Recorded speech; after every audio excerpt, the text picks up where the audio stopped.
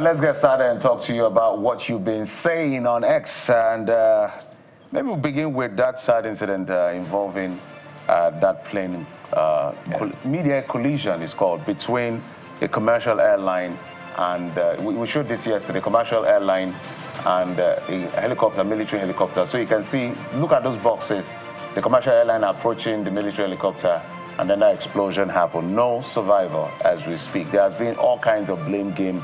Who is responsible, what is wrong. President Trump has spoken.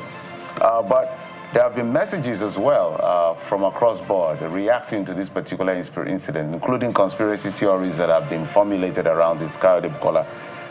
But the president of Nigeria, Bola Ahmed Tinubu, has actually expressed his deep sympathy and condolence to the American government in the incident near Washington. So I think that's the very first we'll talk about. Absolutely. The president said in his statement, "I'm deeply saddened by the tragic incident. On behalf of Nigeria, I extend our heartfelt condolences to the families of the victims, the people of the U.S., and all affected by this profound loss." It's been said that this is perhaps the biggest air accident in almost 20 years now in the United States. So you understand why this is a big deal across the world. It's very worrying. I can imagine how traumatic it is for people that experience 9/11. You just boom around wherever you are, and I'm a bit at a loss as to, with the technology they have and the controls they have, the helicopter looked stationary, the plane was approaching. What really went wrong? When they get the black box or whatever device is used to find out these things, I think we'll get to the NTSB is on it already. But case 1030 says, "For those lives lost at DCA, my perpetual light shine upon them, and may God through his grace give comfort to their grieving families and friends." Amen. Bukola. Well, amen to that. T-Crash FPV says one of the aircraft must be flying with the transponder off, because it's rare for aircraft to crash into each other mid-air. So I guess the transponder must be an equipment inside one of the aircrafts that is supposed to provide information on traffic in the airspace. You know, just talking about traffic in the airspace itself is sort of a paradox, because it's air, really. So there shouldn't be any form of congestion in movement. But this is a sad one. T-Crash continues by saying there's a system called ADS-B in aircraft that tells other aircraft its position in space, including altitude, speed, name, and more. All right. So we'll move over from there. Well, we expect, of course, the outcome of that, the investigation. Sometimes these things take a while, but of course, a lot of people cannot wait, particularly because of some of those conspiracy theories you talked about, Jeffrey. But let's come back home here in Nigeria, where a major launch held yesterday, and that's by the NNPC Limited, launching or beginning the construction or the groundbreaking of 5 mini LNG plants. I understand this took place in Ajaokuta. And Jeffrey Bukola just reminded me of the Ajaokuta Kaduna Kano natural gas pipeline. Remember that? That was a big deal during the administration of President Muhammadu Buhari. But I would like you to just take a look at what this is about, because this is meant to be groundbreaking, really, and pun clearly intended. Not just a groundbreaking ceremony, but it's meant to be some sort of groundbreaking event. So what are you saying about it? A lot of people think this is massive, right? And a sure way for sustainable energy generation in Nigeria. That's from Onogu Mohammed, saying that NNPC Limited, be assured that your business and infrastructure in Kogi will be jealously protected and guarded by the people of the state. So I imagine someone from the state making those promises. And that's another point usually. You see some of these infrastructure projects cited in communities and areas. And the security, yes, the security agencies are responsible for protecting that, but also the communities are responsible as well. So it's saddening when you see some of these installations being vandalized. And the community people tell you, we don't know, we just slept and woke up and this happened. Just give the protection contract to the community. And you will be well protected. That's not the best way to get these things done. So if anything happens, they know who did it, right? All right, that says the only way Nigeria will have sustainable growth is if intentional economic decisions like this are made, and I'm happy that the NNPCL Limited is taking the lead. This is laudable. Well, according to the information provided by our correspondent, it appears that it's an ambitious project that will solve a lot of our gas needs, including, the provision of CNG, which is a critical product that will help our energy transition from fossil fuel to cleaner energy. And many more Nigerians want to actually transit from petrol to gas. But Baba Gana Goni says this project will not only enhance business opportunities, but also create direct and indirect jobs to Nigerians. We are grateful to the entire NNPC and NNPC Limited for the best deliveries. Looking forward to quality and quantity energy.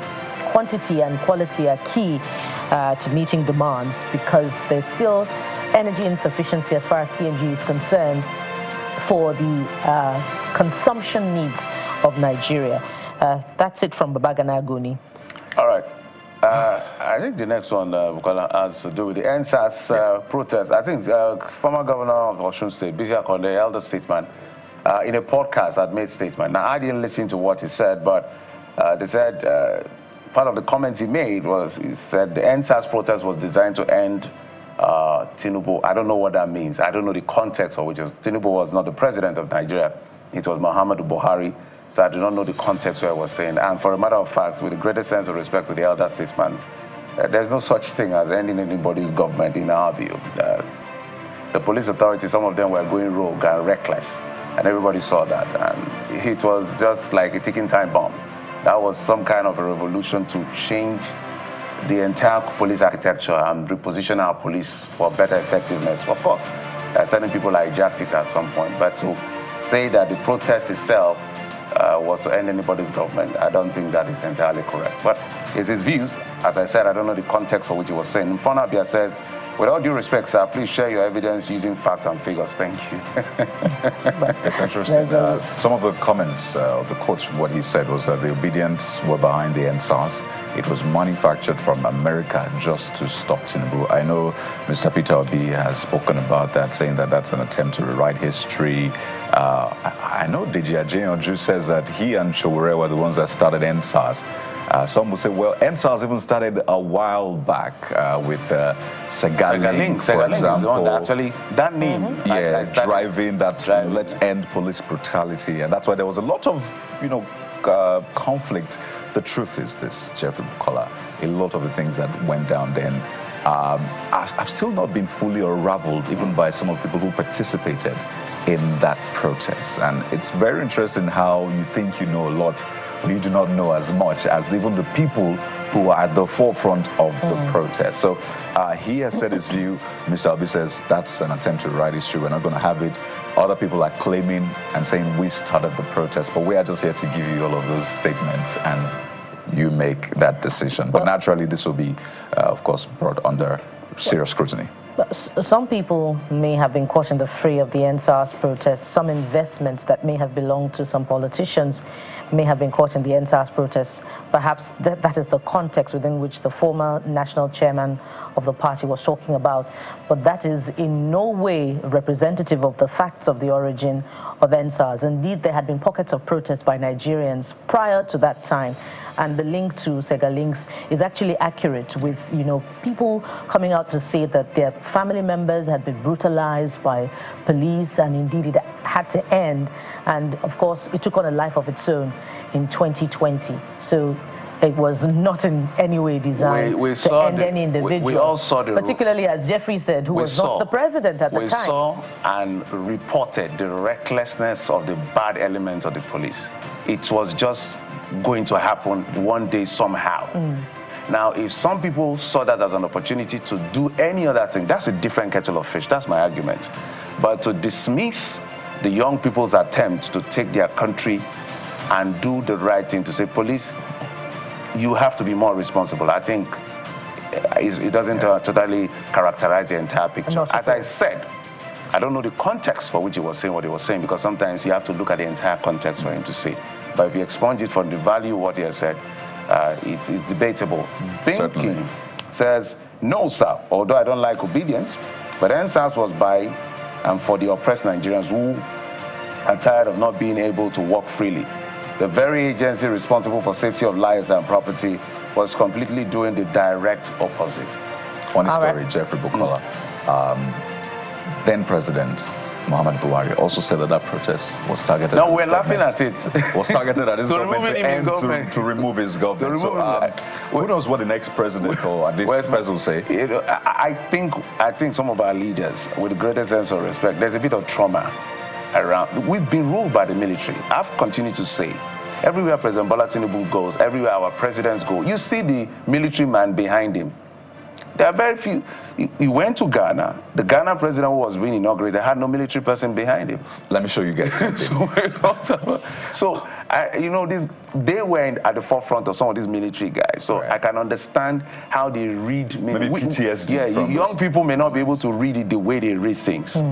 Which is why someone like Mamandara lost his job when Vice President Shibajo took charge as acting president when President... the National Assembly because episode. He just got DSS people went to the National Assembly. That's what happened during the coup, because that's the first attack. National Assembly, the executive will survive, the judiciary will survive, but the National Assembly... That's a bastion of democracy. Yes, that's why the Vice President then said, no, guy, you got to go. This is reckless. You want to put us back into the picture. So perhaps it's their personal experience, and you can't take that experience from them. But I speak to the merit of what we know it is. Whoever took it out of context and want to remove somebody in government, that's another kettle of fish. Not at all. On the flip side, this video maybe speaks the opposite of what you see normally around people in power, except that this is the wife of the president. She's not elected, but you understand that there's a lot of security around her, but we understand that Senator Oluremi Tinubu stopped her convoy to greet school children in Kwara State. So maybe you want to take a look at this and see how that played out. And we'll come to tell you what Nigerians have been saying about it.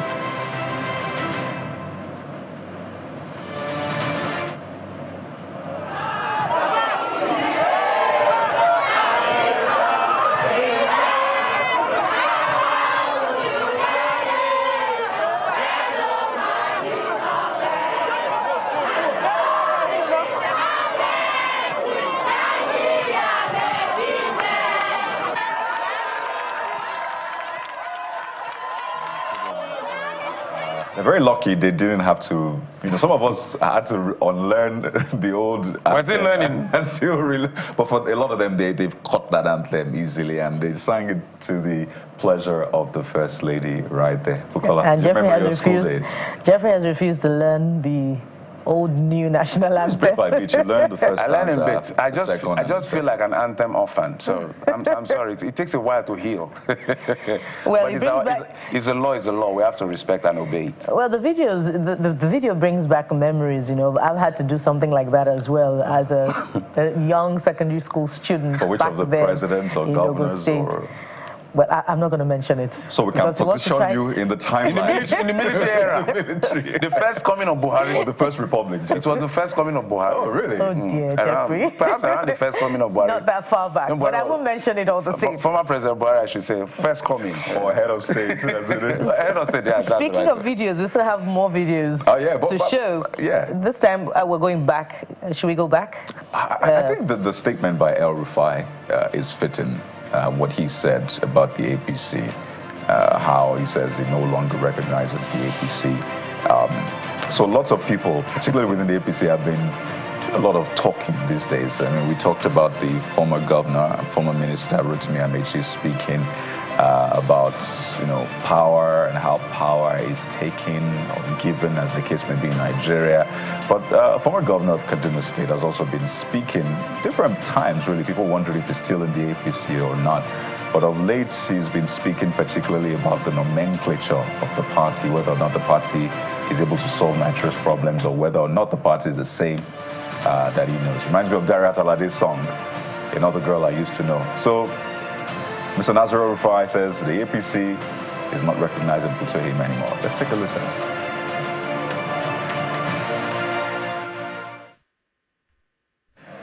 Well, there's a lot. I had a lot of political talk that day. Well, himself and Bola had exchanges online as to Daniel Bola, who is one of the spokesperson of the president, that engaged. And I said, if you were in government, would you be saying this? He's saying that whether he was in government or not, he's bold enough to say certain things. Whether he will be saying this is a different kettle of fish. But what was funny to me was Malam Nasser El-Rufai advising opposition how to be opposition. You know, gather. Look, Well, look, this is politics. But we can't take away the merit of what he was trying to say as well. But we can't take away politics. It's a mix of both. Him looking at the government for maybe his failings, inadequacies, and some of the things he's not doing. But we cannot take away the fact that he's also playing politics. It's a mix of everything. And they all do it. You understand? Well, former Governor Nasir El-Rufai has always been he's a very bold person. Very bold. During the last that. administration, he was in the forefront of the fight against the Naira currency redesign policy. And I think he was one of the governors who took the federal government at the time to court. Yes, he was. Over, the need to interpret the design policy and, the role that the federal and state government had to play in all of it. And even on our own program, he called out some of the officials of the former administration for being responsible and manipulating the president. So you can't take that away from former Governor Nasir El-Rufai. He's a vocal person. He speaks truth to power. But then there's also a lot of politics involved in all of this. What role did the administration play, or members of the administration play, to see to it that he didn't become a minister? Remember that screening when it looked as if, some members of the National Assembly stood up against him, bringing out security reports, and here we are today. He's not a member of the administration. And remember is it personality clash now between him and his successor that saw the State Assembly rise against him? So it's sort of a lone voice in the wilderness right now as far as politicking within the APC is concerned. So there is a huge political undertone also coloring all of this. It's interesting. Politics, when they say look like this, look this way. So there's a game. There's actually something going on ahead of 2027. It's already started. In fact, this cuts across board. So that panel had former Vice President Atiku Abubakar, had himself Olujimi, the former minority leader from the PDP State. Ekiti State, yeah. So it was an interesting conversation how everybody was giving their view. People like Rotimi Amechi, former governor of Rivers State as well, had actually talked about some other things as well. And Atiku Abubakar, former Vice President, took a jab at him that there was a time they went to Rivers State for an event. And then all of a sudden, hours later, the place was literally empty. They were asking, what's going on here? He said, they told him that the people they paid, they paid for 2 hours, so they've all left it. So that's the economy of mobilization that you were talking about.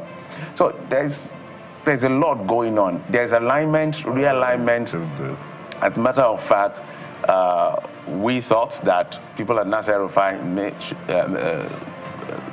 perhaps would have been in government, but the screening kicked him out for security reasons. And so, as you said, lone voice in the wilderness, and he speaks his mind, no matter whose ox is God. So everybody's aggregating. We've seen Sheikh Showumi himself and a couple of other political leaders trying to aggregate. Because what they are saying is that... Gabam too, of the SDP. Yeah? Sheikh Gabam was part of the SDP. Yeah. So what they are trying to do now is to say that, look, you can't just remove this, especially in Nigeria. A sitting government is not easy to remove. Either a merger or a coalition is how you walk around it. So perhaps this is more like rallying everybody around to see how to get Tinubu out of government in 2027. Are we going to see an alliance between or amongst these lone voices in the wilderness in 2027? And where will it all lead, by the way? We don't know. That's a possibility. But what I also want to see is, if you have anything to say to Nigerians, say it while you are in government or while you are in power. Don't leave power and start revealing things to us. Tell us about the rot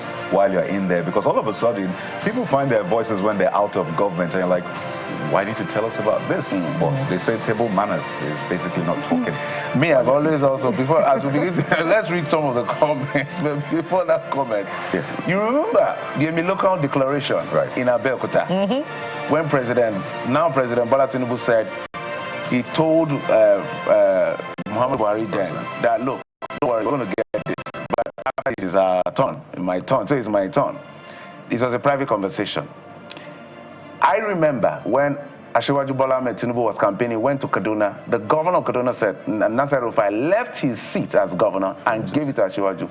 So my question now as a journalist is, what did Asiwaju Bola Ahmed Tinubu discuss with Nasser El-Rufai as far as succession is concerned? Fair question. It's a fair question. Fair question. Fair question. Because of what you raised.